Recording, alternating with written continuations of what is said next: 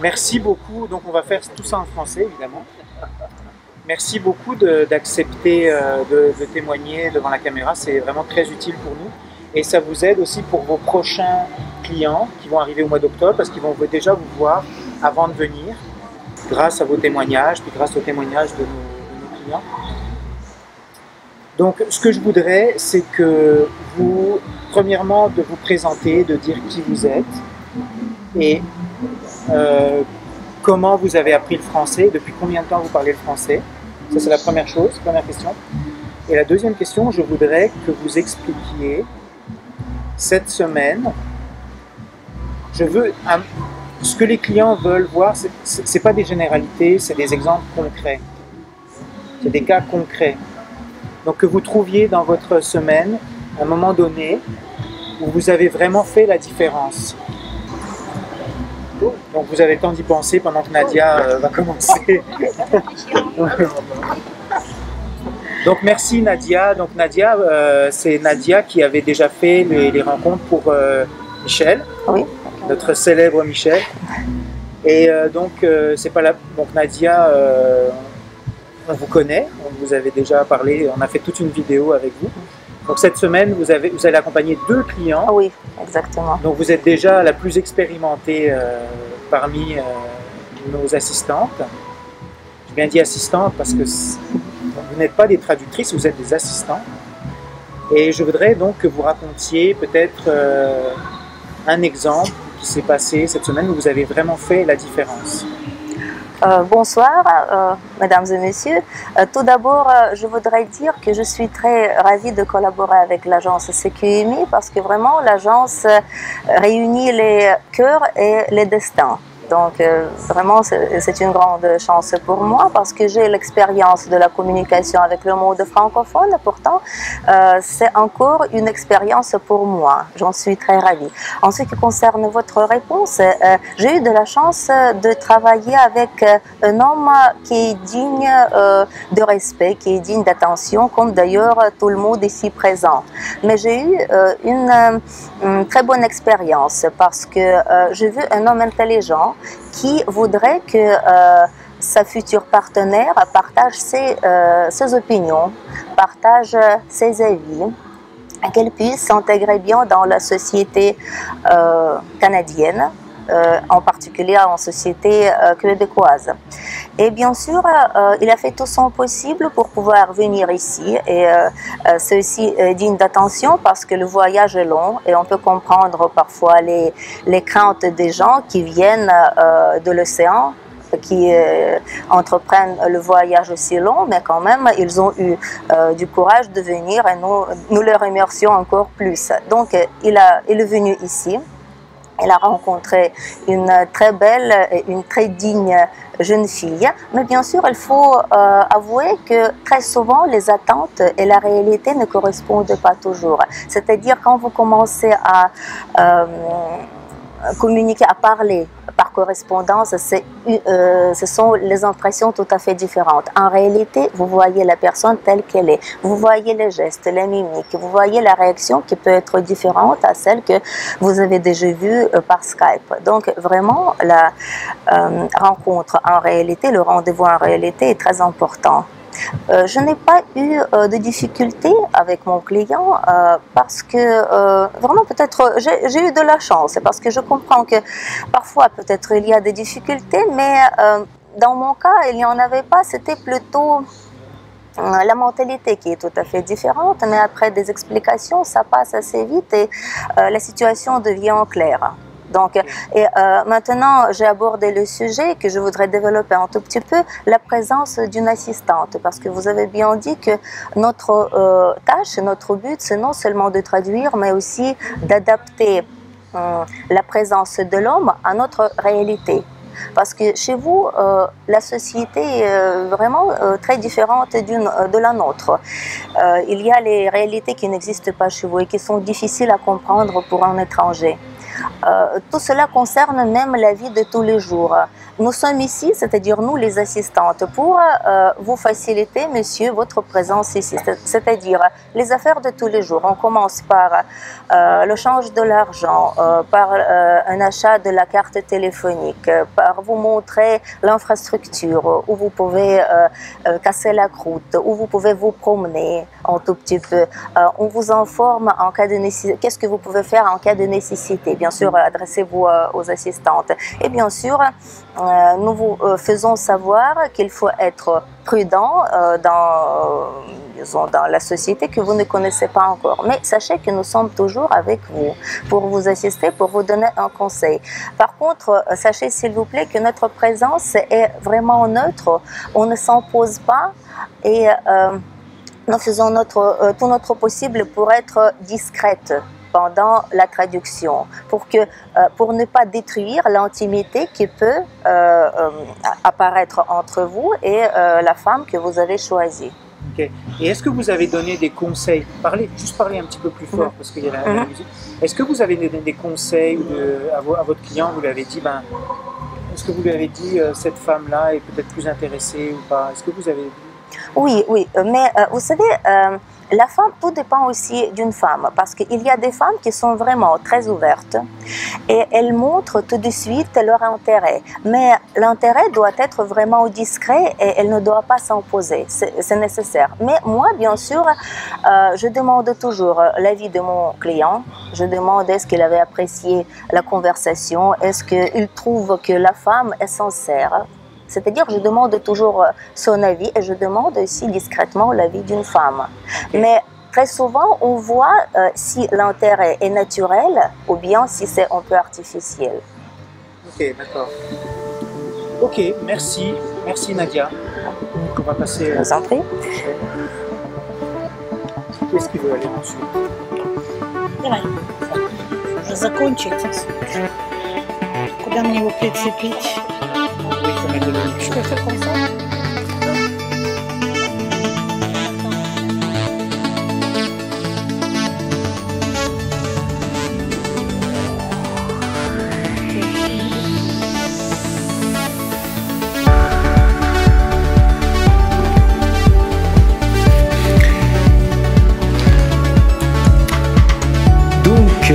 Bonjour à tous, on termine donc en beauté notre voyage. En fait, c'est une vidéo qui fait un petit peu office de clôture du voyage d'été 2016 qui rappelle tant de bons souvenirs chaque fois qu'on voit ces images. C'est vrai qu'on a passé des super bons moments cet été avec tous nos clients du CQMI.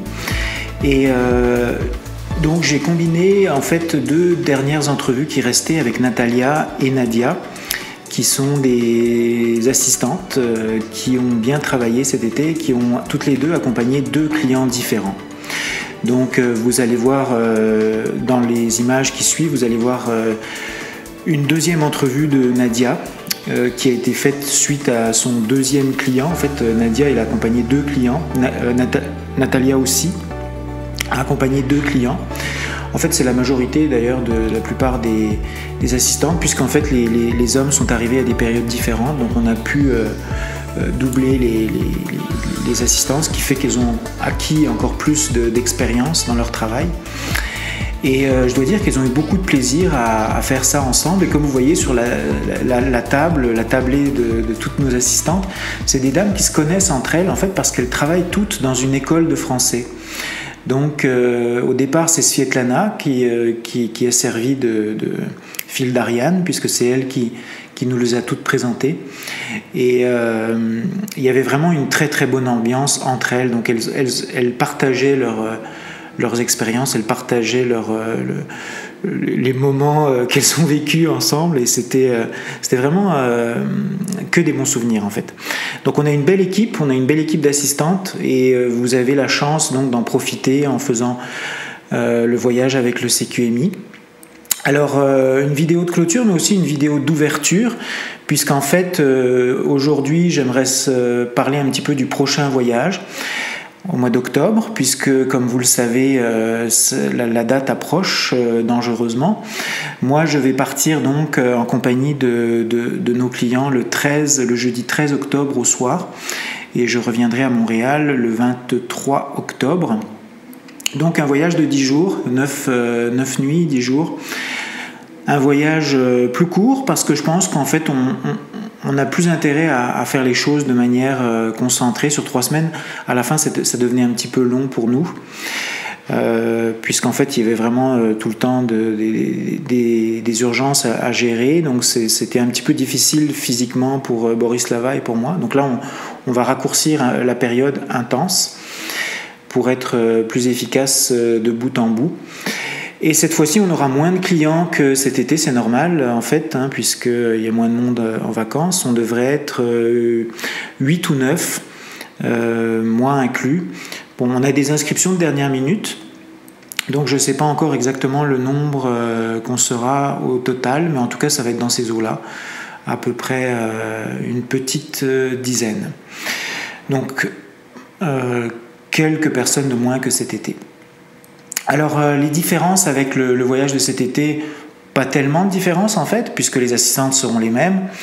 On sera tous à l'hôtel, donc l'hôtel sera le point de ralliement pour tout le monde. On sera tous au même endroit, ça va être la grosse nouveauté.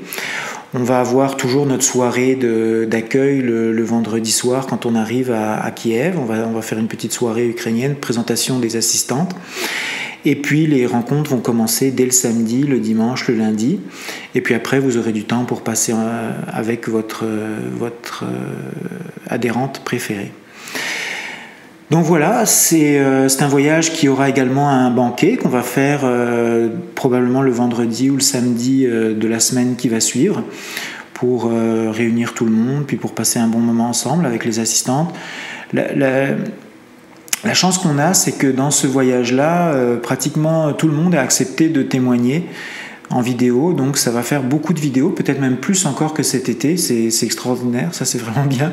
Donc vous allez avoir un suivi vidéo encore plus serré que la dernière fois. Et on aura également notre premier client français, donc ça aussi, ça va être une belle nouveauté pour nous, puisqu'on aimerait avoir effectivement plus de clients en France. Et d'ailleurs, si vous êtes français, je vous invite vraiment à me contacter pour vous inscrire et pour commencer les démarches. Alors voilà, c'est un petit peu ce qui se passe pour ce mois d'octobre. Pour le prochain voyage, c'est encore l'inconnu. Bon, il y a plusieurs personnes qui m'ont demandé quand est-ce que ce serait après le mois d'octobre. On ne sera probablement pas suffisamment nombreux pour faire un voyage à Noël, comme je le pensais au départ, malheureusement. Peut-être que ça va changer d'ici là, on ne sait jamais, mais a priori, le prochain voyage devrait être au mois de mars de l'année prochaine, au printemps. Donc, mais ça encore, ce sont des a priori, on est sur l'expectative, on ne sait pas encore exactement quand est-ce que sera le prochain voyage. Ça va vraiment dépendre de vous, de comment vous vous inscrivez, à quelle cadence. Et puis, ça sera probablement le même type de formule que le voyage du mois d'octobre qu'on va expérimenter avec l'hôtel, qui va être vraiment la grosse nouveauté. Donc, à suivre la vidéo avec Natalia, qui parle un français parfait, vraiment, c'est extraordinaire. Et puis Nadia, qui nous parle également des nouveautés qu'elle a inclus avec son deuxième client, dans la deuxième vidéo. Et aussi, pour terminer, un autre point très intéressant à noter pour vous, c'est que les premières dames qui ont été rencontrées par les hommes qui ont voyagé cet été sont arrivées ou vont arriver au Québec. Donc on a déjà plusieurs dames qui sont arrivées. Et ça nous fait vraiment très plaisir. Notre avocat a très bien travaillé comme d'habitude. Donc voilà, merci, passez un bon week-end et à la prochaine vidéo. Donc Natalia, c'est ça? C'est ça, Nathalie, Natalia, n'importe. Vous avez tous un français vraiment très bon. Hein. Oui, nous sommes équipe, moi, Vera, Olga, Et puis Svetlana, nous avons fait connaissance. En fait, dans notre vie, nous travaillons ensemble. Ah, vous travaillez ensemble? Oui, nous nous connaissons bien. Ah, vous vous connaissez déjà? Oui, c'est une chance de nous retrouver ici, je peux vous dire. Ok. Voilà. En tout cas, vous aussi, donc vous avez commencé avec un client cette semaine. Oui, pour moi, c'est la première fois dans ma vie que je travaille comme interprète, plutôt pas interprète, mais une personne qui aide dans la vie, assistante. Normalement, pour moi, la traduction, c'était un peu le truc, le travail robotique, l'information, tandis qu'ici, je trouvais une sorte de travail complètement différente, plus aimable. En fait, je me suis trouvée d'abord une personne, un homme avec qui je travaillais. J'ai compris tout de suite qu'il est venu pour trouver une personne pour vivre, c'est pas pour s'amuser. Et je lui montrer tout de suite que je suis ici pour l'aider. Il peut me poser une question, n'importe quelle question, quoi que ce soit, et je suis toujours ouverte à lui aider et lui répondre. Et pendant les conversations, ça aussi, il est arrivé que, d'abord, messieurs, quand il est venu ici, il a bien réfléchi ses questions. Première, deuxième, troisième, peut-être ça fait partie de son travail, de son mentalité, je ne sais pas. Mais les questions étaient toujours correctes, développées aussi, mais il savait le premier, deuxième et troisième. Déjà, il a bien réfléchi comment il va les poser. Ces questions. Ce qui concerne la traduction, bien évidemment, c'était le travail vraiment agréable parce que je cherchais les mots, l'intonation pour traduire. Adoucir, non, c'était toujours correct. Une seule chose que peut-être en traduisant, je demandais, n'oubliez pas de demander ça, n'oubliez pas de demander si, peut-être si vous avez oublié, donc réfléchissez bien à poser telle ou telle question. D'accord. Parce que ce n'est pas une seule rencontre, il y en avait plusieurs, et c'est aussi le travail pour le cerveau, c'est un peu de la fatigue, et l'accent c'est ça, mais aussi... mais peut-être, n'oubliez pas s'il vous plaît de demander, c'est une bonne question pour ouvrir cette femme qui est devant vous. D'accord. Bah, en tout cas, ce qu'on peut dire, Natalia, c'est que votre client, aujourd'hui, m'a écrit pour me dire que il était très inquiet avant son voyage, il avait vraiment peur de venir, puis que vous l'avez mis en confiance et qu'il dit que vous êtes vraiment extraordinaire. Il m'a écrit ça. Merci, c'est gentil. C'est gentil. Donc, je suis touchée. Fait un très très bon travail. Avec plaisir, c'est avec plaisir de travailler.